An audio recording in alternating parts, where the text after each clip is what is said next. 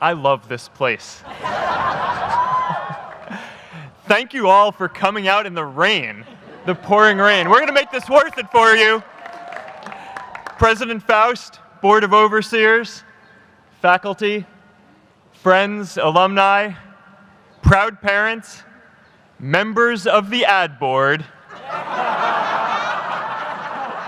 and graduates of the greatest university in the world.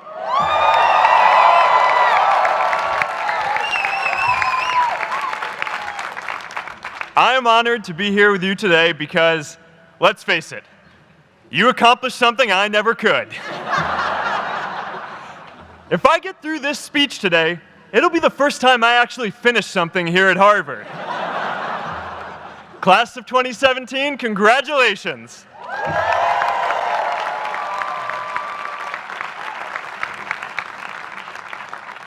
Now, I'm an unlikely speaker today, not just because I dropped out, but because we're technically in the same generation.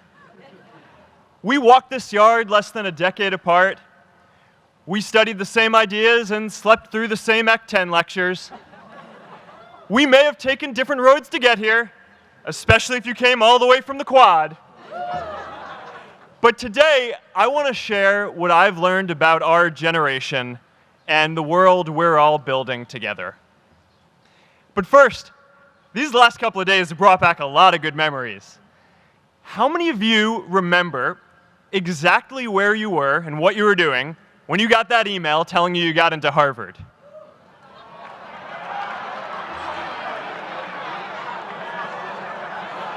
I was playing the video game Civilization, and I ran downstairs and got my dad, and for some reason, his first reaction was to video me opening the email.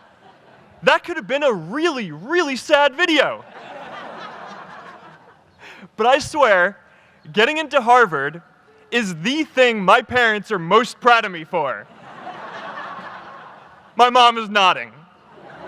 You all know what I'm talking about. Look, guys, it's tough to beat this. You'll see when you get out there. How many of you remember your first lecture here at Harvard? Mine was Computer Science 121 with the incredible Harry Lewis. Harry. I was running late for class, so I threw on a t-shirt, and I didn't realize until afterwards that I put it on inside out and backwards, and my tag was sticking out the front. I couldn't figure out why no one in class would talk to me.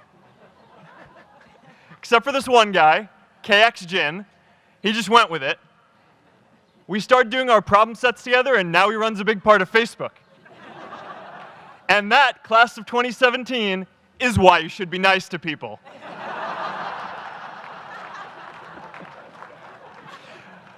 But my best memory from Harvard is meeting Priscilla.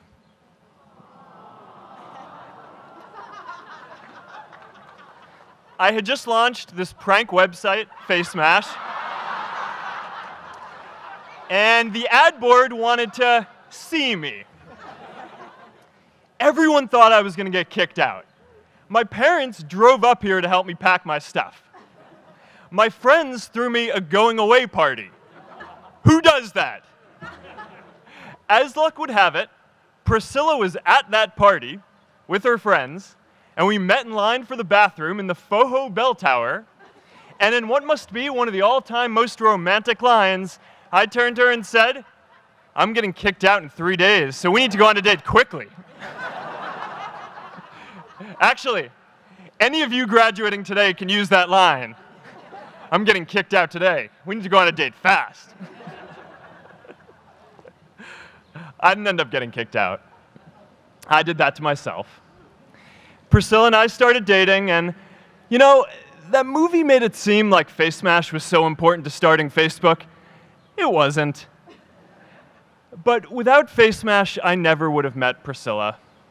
And Priscilla's the most important person in my life. So you could still say it was the most important thing I built in my time here.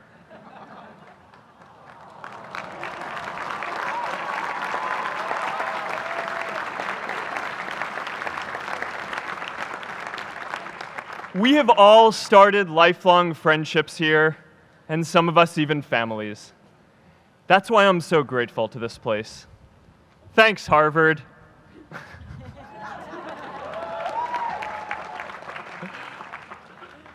Today, I want to talk about purpose. But I'm not here to give you the standard commencement about finding your purpose. We're millennials. We try to do that instinctively. Instead, I'm here to tell you that finding your purpose isn't enough. The challenge for our generation is to create a world where everyone has a sense of purpose. One of my favorite stories is when JFK went to go visit the NASA Space Center, and he saw a janitor holding a broom, and he asked him what he was doing, and the janitor replied, "Mr. President, I'm helping put a man on the moon." Purpose is that feeling that you are a part of something bigger than yourself, that you are needed, and that you have something better ahead to work for. Purpose is what creates true happiness. And you are graduating at a time when this is especially important. When our parents graduated, that sense of purpose reliably came from your job, your church, your community. But today, technology and automation are eliminating many jobs.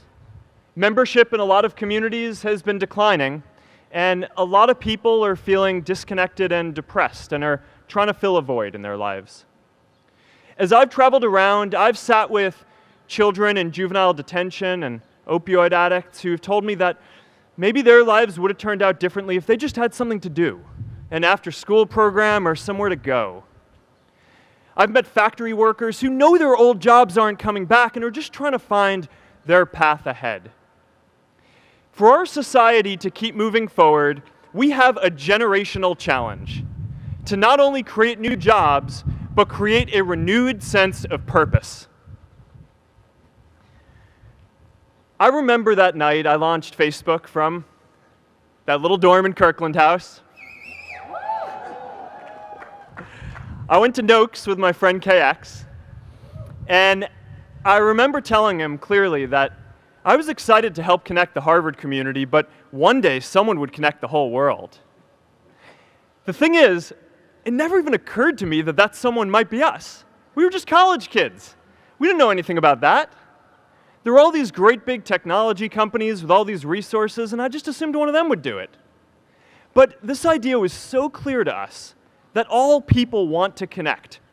So we just kept working on it, day after day after day. And I know that a lot of you are going to have your own stories just like this. A change in the world that seems so clear that you are sure someone else is going to do it. But they're not. You will. But it's not enough to have that purpose yourself. You also have to create a sense of purpose for others. And I found that out the hard way. You see, my hope was never to build a company. I wanted to have an impact. And as all these people started joining us, I just assumed that that's what they wanted to do too. So I never took the time to explain what it was that I hoped we'd build. A couple of years in, some big companies wanted to buy us. I didn't want to sell. I wanted to see if we could connect more people. And we were building the first version of Newsfeed at the time, and I thought, if we could just launch this, it could change how we all learn about the world. Nearly everyone else wanted to sell. Without a sense of higher purpose, this was their startup dream come true, and it tore our company apart. After one particularly tense argument, one of my close advisors told me if I didn't agree to sell the company right now, I would regret that decision for the rest of my life. Relationships were so frayed that within a year or so, every single person on our management team was gone. That was my hardest time leading Facebook. I believed in what we were doing, but I felt alone. And worse, it was my fault. I wondered if I was just wrong, an imposter, a 22-year-old kid who had no idea how things actually worked. Now, years later, I understand that is how things work when there's no sense of higher purpose. So it's up to all of us to create it so we can all keep moving forward together. And today, I want to talk about 3 ways that we can create a world where everyone has a sense of purpose. By taking on big, meaningful projects together. By redefining equality so everyone has the freedom to pursue their purpose. And by building community all across the world. So first, let's take on big, meaningful projects. Our generation is going to have to deal with tens of millions of jobs replaced by automation like self-driving cars and trucks. But we have the potential to do so much more than that. Every generation has its defining works. More than 300,000 people worked to put that man on the moon, including that janitor. Millions of volunteers immunized children around the world against polio, and millions of more people built the Hoover Dam and other great projects. And now it's our generation's turn to do great things. Now I know, maybe you're thinking, I don't know how to build a dam. I don't know how to get 1 million people involved in anything. Well, let me tell you a secret. No one does when they begin. Ideas don't come out fully formed. They only become clear as you work on them. You just have to get started. If I had to know everything about connecting people before I got started, I never would have built Facebook. Movies and pop culture just get this all wrong. The idea of a single eureka moment is a dangerous lie. It makes us feel inadequate because we feel like we haven't had ours yet. And it prevents people with seeds of good ideas from ever getting started in the first place. Oh, and you know what else movies get wrong about innovation? No one writes math formulas on glass, okay? All right? That's not a thing, okay?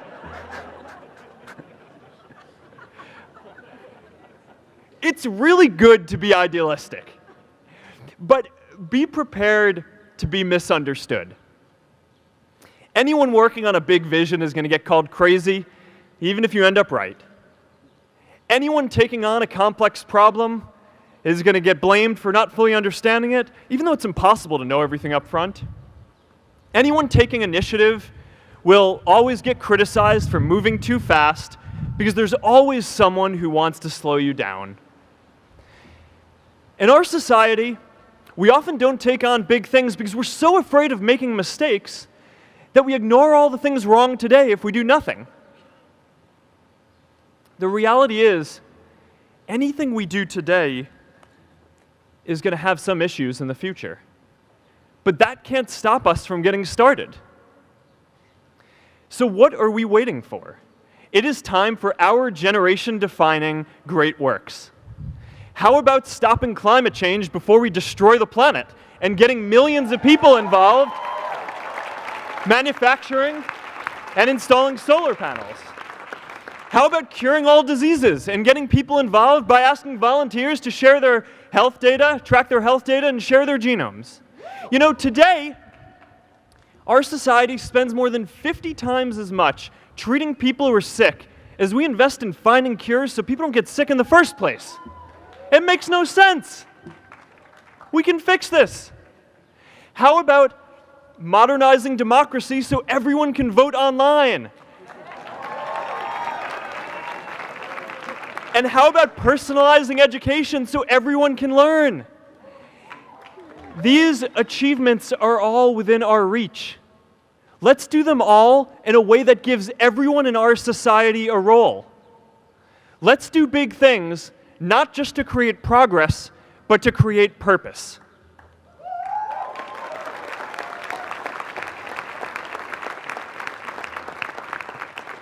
So taking on big, meaningful projects together is the first thing we can do to create a world where everyone has a sense of purpose.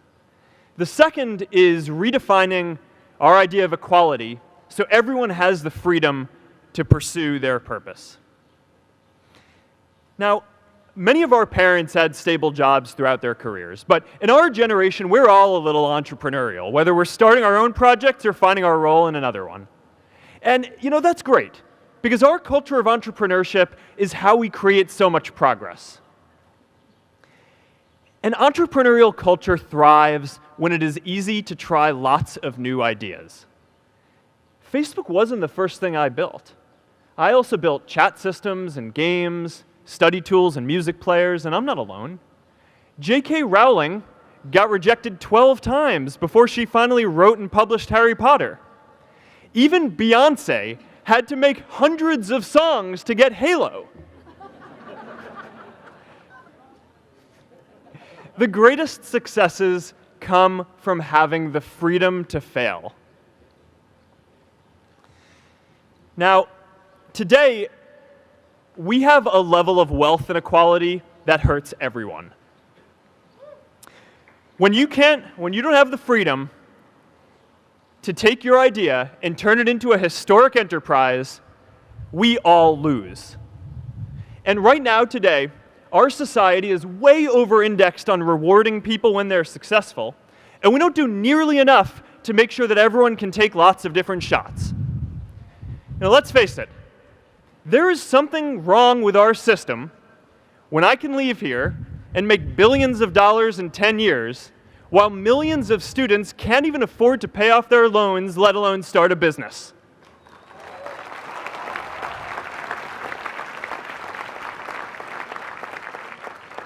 Look, I know a lot of entrepreneurs, and I don't know a single person who gave up on starting a business because they were worried they might not make enough money.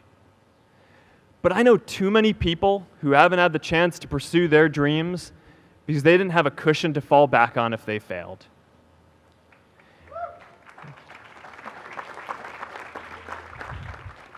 We all know you don't get successful just by having a good idea or working hard.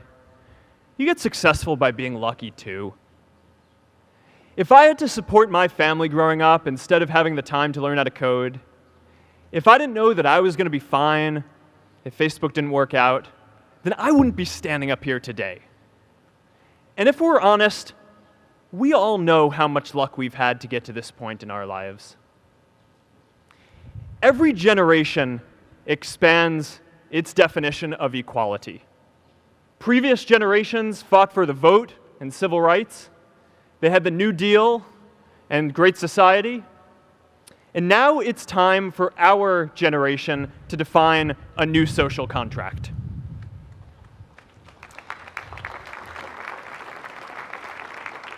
We should have a society that measures progress not just by economic metrics like GDP, but by how many of us have a role we find meaningful.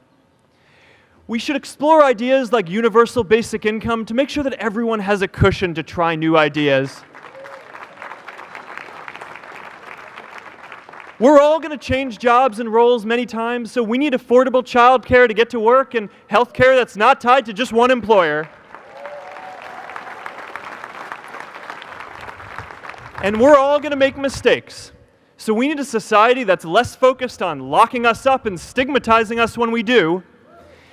And as our technology keeps on evolving, we need a society that is more focused on providing continuous education through our lives.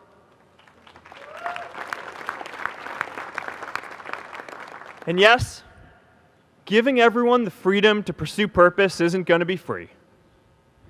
People like me should pay for it. And a lot of you are going to do really well, and you should too.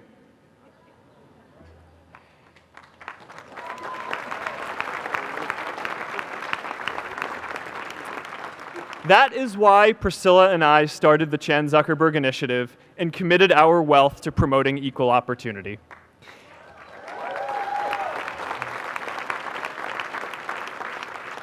These are the values of our whole generation. It was never a question of if we were going to do this. The only question was when. Millennials are already one of the most charitable generations in history. In just 1 year, more than 3 in 4 US millennials donated to charity, and more than 7 in 10 raised money for another one. But it's not just about giving money. You can also give time. And I promise you, if you just take an hour or two a week, that's all it takes to give someone a hand and help them reach their potential. Now, maybe you're thinking, that's a lot of time. I'm not sure if I have that much time. I used to think that. You know, when Priscilla graduated from Harvard, she became a teacher. And before she'd do education work with me, she told me that I needed to get my own experience teaching a class. At first I complained. I said, I'm kind of busy. I'm running this company. But she insisted. So I taught an after-school program at the local Boys and Girls Club on entrepreneurship. I taught those kids lessons on product development and marketing, and they taught me what it was like growing up feeling targeted for your race, and what it's like having a family member in prison. I shared stories of my time in school, and they shared their hope that one day they would get to go to college too. For 5 years, I've had dinner with those students every month. One of them even threw Priscilla and me our first baby shower. And next year, they're going to college.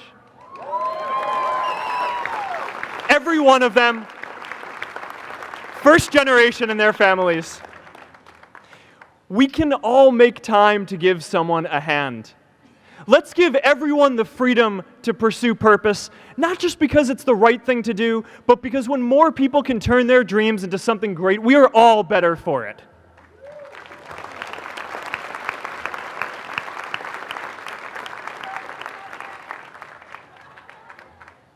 Purpose doesn't only come from work. The third way we can create a sense of purpose for everyone is by building community. And in our generation, when we say purpose for everyone, we mean everyone in the world. Now, quick show of hands. How many of you here are from another country? All right, now keep your hands up. How many of you are friends with one of these folks? Now we're talking. See, we have grown up connected.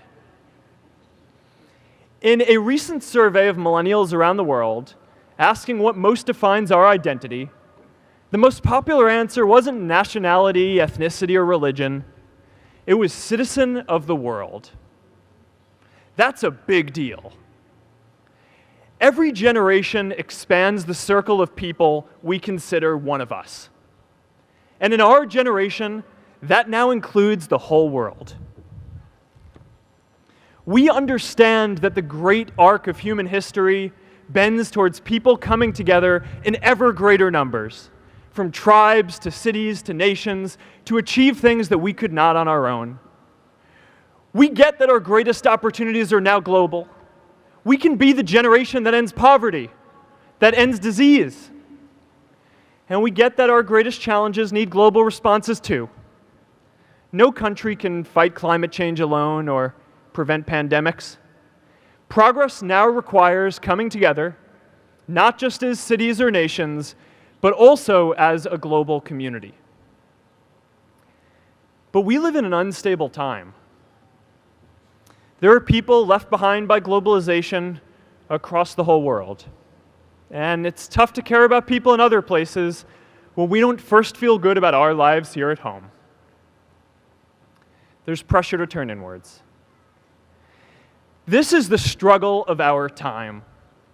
The forces of freedom, openness, and global community against the forces of authoritarianism, isolationism, and nationalism. Forces for the flow of knowledge, trade, and immigration against those who would slow them down. This is not a battle of nations. It is a battle of ideas. There are people in every country for more global connection, and there are good people against it. And this isn't going to be decided at the UN either. It's going to happen at the local level when enough of us feel a sense of purpose and stability in our own lives that we can start to open up and care about everyone else too. And the best way to do that is to start building local communities right now.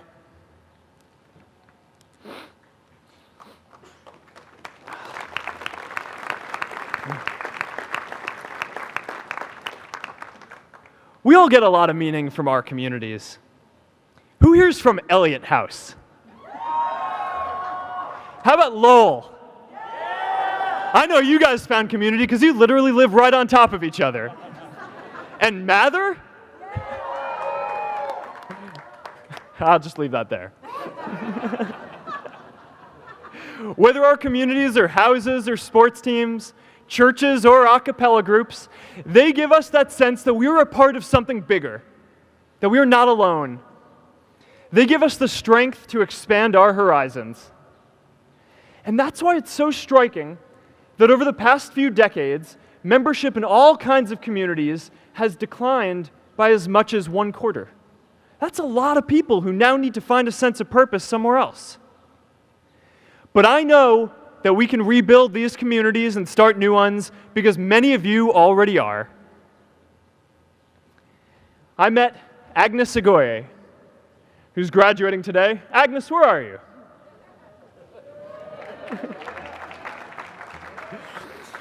Agnes spent her childhood navigating conflict zones with human trafficking in Uganda, and now she's trained thousands of law enforcement officials to keep communities safe.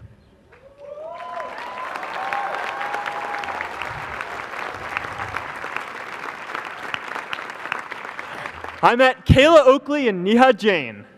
We're graduating today too. Stand up, guys.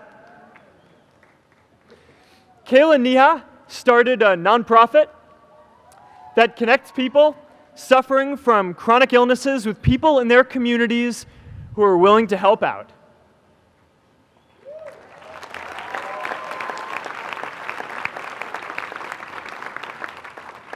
And I met David Razu Aznar, who's graduating from the Kennedy School today. David, stand up. David is a former city councilor who fought to make Mexico City the first Latin American city to pass marriage equality, even before San Francisco.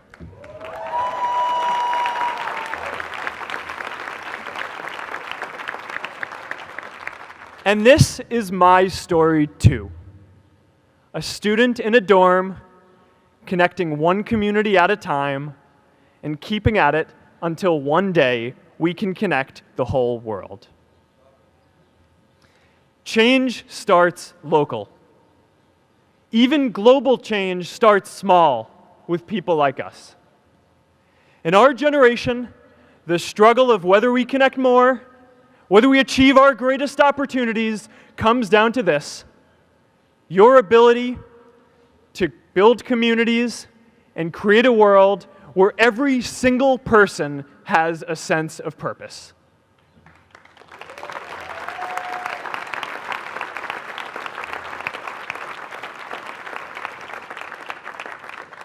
Class of 2017, you are graduating into a world that needs purpose. And it's up to you to create it. Now, maybe you're asking yourself, can I really do this? Well, remember when I told you about that class I taught at the Boys and Girls Club? One day after class, I was talking to my students about going to college, and one of my top students raised his hand and said that he wasn't sure he could go to college because he's undocumented. He wasn't sure if they'd take him. Last year, I took him out to breakfast for his birthday, and I wanted to get him a gift, so I asked him what he wanted, and he just started talking about struggles that he saw other students in his class facing, and finally said, I'd really just like a book on social justice. I was blown away. Here is a young guy who has every reason to be cynical. He wasn't sure if the country he calls home, the only one he's known, was going to deny him his dream of going to college. But he wasn't feeling sorry for himself. He wasn't even thinking of himself. He has a greater sense of purpose, and he's going to bring people along with him. It says something about our situation today that I can't even say his name because I don't want to put him at risk. But if a high school senior who doesn't know what the future holds for him can do his part to move the world forward, then we owe it to the world to do our part too.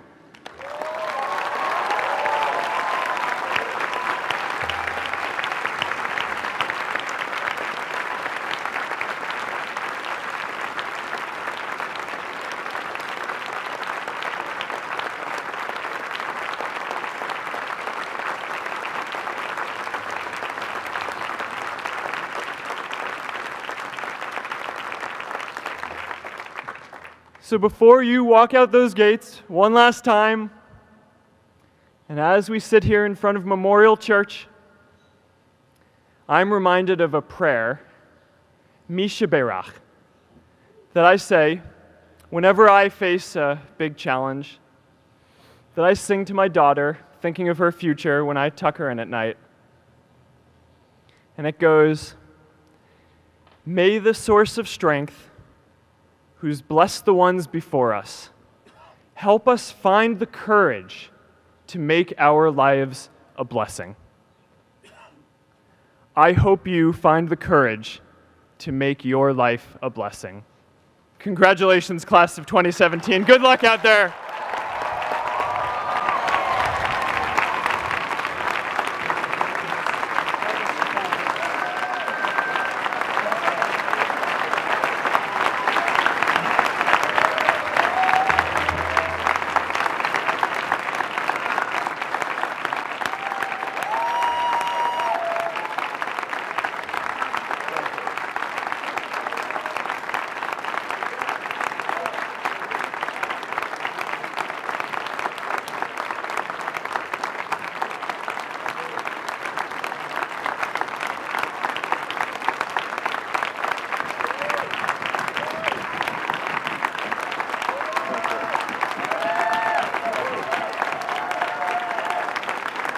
Thank you.